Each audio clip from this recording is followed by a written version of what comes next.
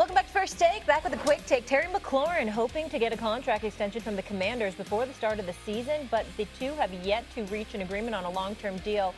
Schefter, what's the latest you're hearing about McLaurin's situation? The Commanders are working on trying to get a deal done. We heard Terry McLaurin last week come out and say that he was disappointed and frustrated with the lack of progress.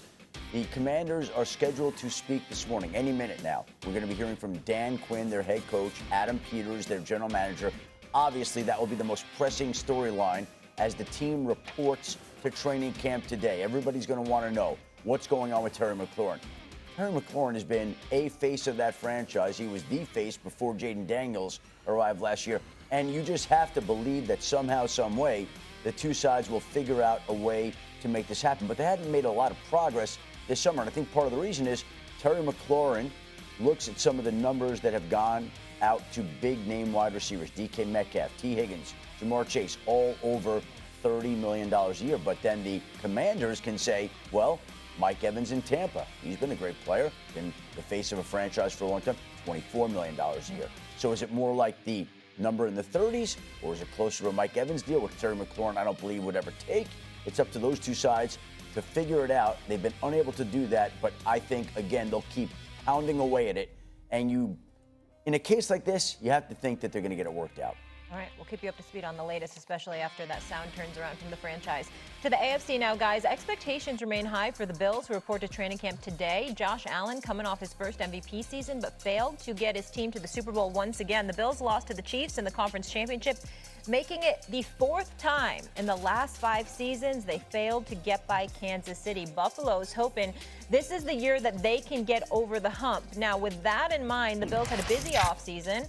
While they have lost the likes of Von Miller, Mac Hollins, they added some key players to the team, such as Joey Bosa, Joshua Palmer, Tre'Davious White. Canty, tell me this. Did Josh Allen have to have an MVP caliber season for the Bills to go on a deep playoff run? No, because the guy that Josh Allen is trying to catch and everybody else in the AFC is Patrick Mahomes. And Patrick Mahomes, over the last 2 years, hasn't eclipsed 30 total touchdowns.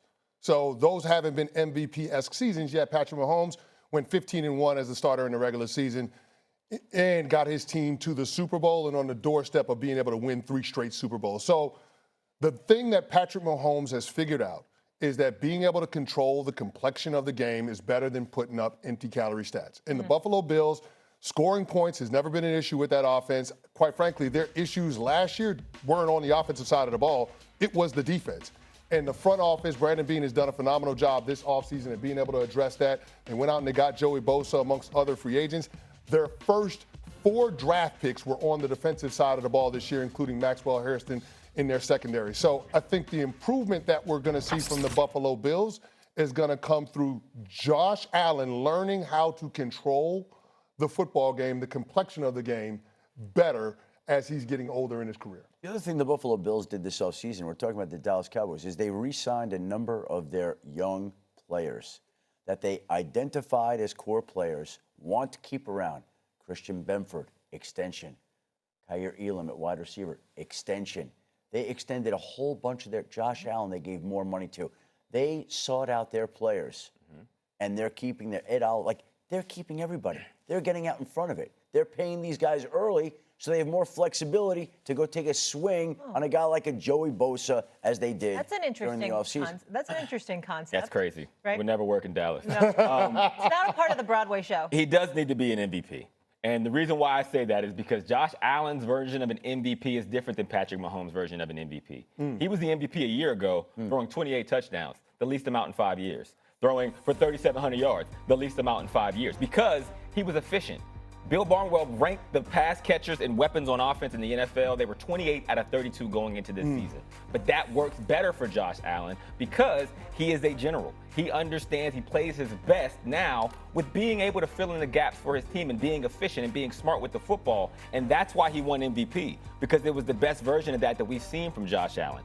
That's what they're going to need for him. He's going to have to take a lot of that responsibility on his shoulder. When he had Stephon Diggs and he had a bunch of gaudy numbers, we didn't look at Josh Allen the same way we did a year ago. And if he's the MVP version of himself, That is what's going to result in them making a deep playoff run. So you didn't have gaudy numbers last year? He had 40 total touchdowns, and he was the second leading rusher on the team. Compared to his own numbers. I understand you're throwing out the least amount in 5 years. You know what I mean. Like, he's got the ball in his hands now. The MVP version of himself, over the last 5 years, last season were the lowest numbers that he's had. Passing the ball. Yes, as the quarterback. Yeah, but he had 12 touchdowns rushing. He's a freak show when it comes to how no one's arguing if Josh Allen is in a freak show or not. That's the point. He should be an MVP in order for them to make a run. But he had MVP numbers, too. Like, we're talking about MVP. He had MVP numbers when you consider the rushing element to Josh Allen's game. And that's an important weapon to acknowledge because outside of the Philadelphia Eagles, nobody is better when it comes to short yardage and the tush push than the Buffalo Bills. And that's a huge weapon for how they want to play, especially with that offense. Well, that's what I said, outside. But that's a huge element to how they want to play. And so I think for Josh, the most important thing to learn is on his growth arc is how to control the complexion of the game. And to your point, being efficient matters, but just continuing to improve in those certain areas, especially when it comes to situational football in the postseason. I got something else they need to learn. How do you knock off the Chiefs in the playoffs? You heard the stat I said earlier, 0-4 against the Chiefs in the playoffs. How do they get past them? Well, there's no easy answer, but there were enough plays last year where it's just one play. If they make that play, they've got a chance. And they've beaten the Chiefs in the regular season. Right. They just haven't done it in the postseason. Look, the numbers are what they are. They're 0-4, but they have had their chances. I mean, they came close again. And all you can do is ask for and hope for another opportunity because at some point in time, you have to figure that the ball will bounce their way. He needs to be that version of himself. Like, yes, he had 40 touchdowns. That wasn't the outlier in the last 5 years. That's what Josh Allen is. Yeah. He's a running and a passing threat. Yeah, no the doubt. outlier was the efficiency and his ability to hold onto the football, not take as many chances, being smart about his decision-making. That's where the MVP came, not in the touchdowns, because he's always going to get that because he's a freak of nature, to your point. At what point, though, did those losses become a barrier in terms of your mindset? Oh, I mean, listen, whether you think you They're can in or your head. They whether got you real think you estate. can or you think you can't, you're right. Yep. Yeah. And so that becomes the question now for Sean McDermott to manage with his football team. This is where leadership and the composition of your locker room is important. So you're looking for the guys that are in those positions in the Buffalo Bills locker room to step up and to be the catalyst for changing the outcome once you get that opportunity to get at the Kansas City Chiefs once again and beat the boogeyman and Patrick Mahomes. Listen, the Buffalo Bills are the landlords of the AFC East. They've won a division 5 years in a row. Yep. The only team that has a longer streak is the Kansas City Chiefs. So we know they're going to be in the tournament. It's just a matter of what you do when you get to the tournament. And it's shown that Josh Allen, he can take care of his business when he plays against Lamar Jackson, but he can't take care of his business when he plays against Patrick Mahomes. And that's going to be the key for him in terms of how we're going to view his legacy and all the individual accolades that he's been able to accumulate. We talked about it last year. The Buffalo Bills have won 10 games, 13 games, 11 games, 13 games, 11 games, 13 games. This is a very good football team. It's a lot of winning to not be in the Super Bowl. That's a lot of winning for a quarterback that didn't get over the hump. So the Sean McDermott of it all does play into this because now for Josh Allen, not to put more on his shoulders, but as the quarterback, as the guy that we know he is for his talent's sake, there is going to have to be one play or two plays that are going to be made that's probably going to rest solely on Josh Allen's ability. So I asked the wrong question, maybe not just in the player's head, the coach's head as well? There you go. No doubt. Well, we've seen franchises break through, get past obstacles. Sometimes they don't, but sometimes they do. And if the Buffalo Bills could do what they want to do and find a way to penetrate this Chiefs wall, they would be like the Chicago Cubs winning the World Series or the Boston Red Sox winning the World Series. And you can imagine what that would be like. You start to wonder whether or not the Buffalo Bills need somebody to take out the trash for them. I'm just saying, when I played for the New York Giants, the team we knew we couldn't beat was the New Orleans Saints.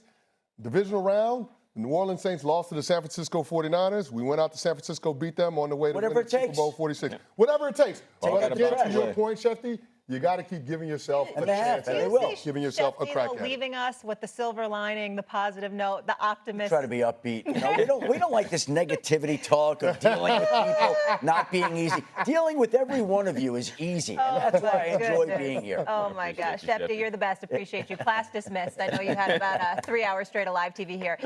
Micah Parson still looking for a contract extension with the Cowboys just 44 days away from the start of the NFL season. Parsons enters the 5th year of his rookie contract after another dominant season, finishing with 12 sacks, 43 combined tackles, only missing 4 games. Yesterday, Jerry Jones asked about the pending deal and had this interesting response. Just because we sign him doesn't mean we're going to have him. He was hurt 6 games last year. Seriously. We've signed, I remember signing a player for the highest paid at the position in the league, and he got knocked out 2/3 of the year, Dak Prescott. So there's a lot of things you can think about when you, just as the player does, when you're thinking about committing and guaranteeing money. Contracts are 4 or 5 years. Okay? There's a lot of water under the bridge if you step out there and do something in the first 2 or 3. You can get hit by a car, seriously. And so there's a lot to look at over a lot of years that could make a big difference.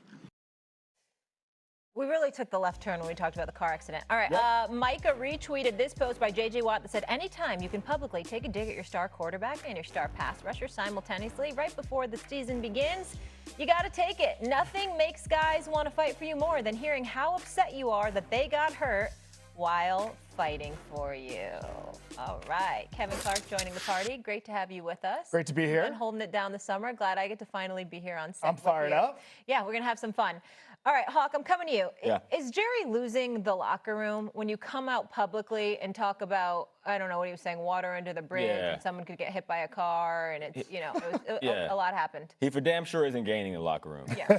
That's one thing. No player in the midst of a contract negotiation, knowing what you put forward for the team, all your sweat, your blood, your tears, wants to hear that you can get hit by a car. Right? That doesn't signal you're the future of our franchise. And for people in the locker room, that matters. They hear that. They see this. We talked about it earlier. In the NFL, my job, A, is to get you to come to the table and say, I'm a player worthy of paying a guaranteed money amount. Micah Parsons has done that, not in a little bit. He's done that in a big way. And yet you still fight me on this. And not only that, you go into the public and make comments like this. That does send a message to your team. It's not just Micah Parsons. He also feels disrespected, which is why he gave the Twitter version of a fist pound to J.J. Watt in a retweet, because he understands that. In the court of public opinion, everybody knows what Jerry Jones is doing is a negotiation tactic that doesn't work. It feels old school. It feels unnecessary. It feels cruel, even for people who are about to make hundreds of millions of dollars. The problem isn't that Jerry Jones is a bad football guy. He's not. He drafts talent really well. There is a floor there with the Cowboys that's been very consistent, and we should give him his kudos for being able to get those guys in the building. The problem is what happens once they're in the building. They get treated like this. When I look at Jerry Jones, I think of one thing, okay? If the football gods came down and said, Jerry, you get to win the next 3 Super Bowls. You get to have the exact same early 90s glory days. Everybody's watching the boys on Sunday. You got the triplets back. Everything is going Jerry's way. But the catch is, you can't do a press conference. You can't talk. You can't go in front of the cameras and make it about Jerry. He looks at the football guys and he says, no deal. He says no deal. Yeah. And the reason I know this is because he hasn't changed anything. He knows what the flaws in his organization are. And yet he looks at it every year and says, you know what this organization needs? A little more me, a little more me, a little more me, every single year. And so if you don't want to change, nothing's going to change. And that's why I know he prioritizes that over building the football team. He drafts really well, and then once there, as Adam Schefter discussed in the first block, they don't sign these guys early. They don't maximize the roster every year in the same way the Eagles do. I was looking at some of the cap stuff yesterday. I was blown away by this. There's only one team in the NFL, cap-wise, who pays their top 2 guys more money than the Dallas Cowboys. It's the Raiders, who have Geno Smith and Max Crosby. For the $74 million that Dak Prescott counts against the cap, and Micah Parsons does because of the 5th-year thing, the Philadelphia Eagles, with that money, $74 million, are paying Jalen Hurts, Lane Johnson, A.J. Brown, Jordan Mailata. The reason is because they pay their guys early. The Cowboys pay them late, wait to the last second. That's team building, and that's on Jerry. Why would you have any confidence that the Jerry Jones model is going to lead to the team having success at the highest level of the sport? Why would you trust that? There's a reason why they've had the longest conference championship game drought in the NFC. It's because the fish rots from the head down, and Jerry Jones is the head. And Jerry Jones has dismissed bringing in any other strong authoritative figures that could challenge his football acumen and his business model. The most success that Jerry Jones has had as an owner has been with strong head coaches. It was with Jimmy Johnson. It was with Bill Parcells. I was there. I saw it firsthand. But Jerry Jones has resisted that type of head coach at every single turn. And we saw it again this offseason. After having a successful run with Mike McCarthy, he decides to pivot and go with Brian Schottenheimer. Not to disrespect Brian Schottenheimer, but somebody that's been around the National Football League for decades, hasn't gotten an opportunity to be a head coach. There is a lot of uncertainty around what he is going to be. And for a team that has purported itself to be in its championship window, they're taking a huge risk on what their next head coach is going to be capable of doing. And yet we're sitting here listening to Jerry Jones talk about the risk associated with signing one of the very best players in the National Football League in Micah Parsons. It just makes no sense. So when it comes to the conversation about him losing the locker room, I don't know that Jerry Jones ever had the locker room outside of contract day when those guys get extensions.